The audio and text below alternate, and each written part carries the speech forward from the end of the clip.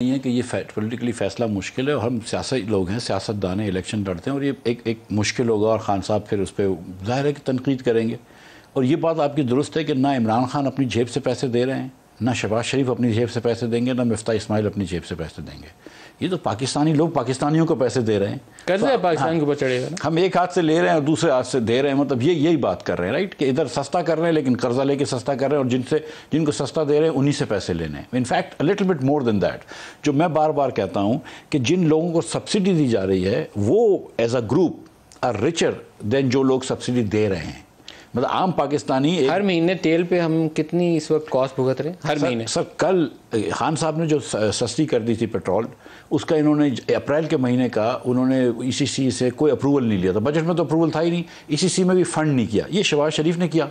तो कल रात को हमने ईसीसी के अंदर 68 अरब रुपए का फंड दिया है इस महीने के लिए।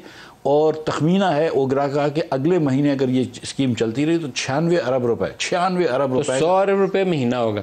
सर ये इस तरह देख लें कि तकरीबन 2.5 गुना ज़्यादा है हुकूमत पाकिस्तान के तमाम कुल खर्चे से मिलाकर। जो सिविलियन हुकूमत हम चलाते हैं वो 500 अरब की है और ये 1200 अरब की बात कर रहे हैं। अगर 100 अरब हुआ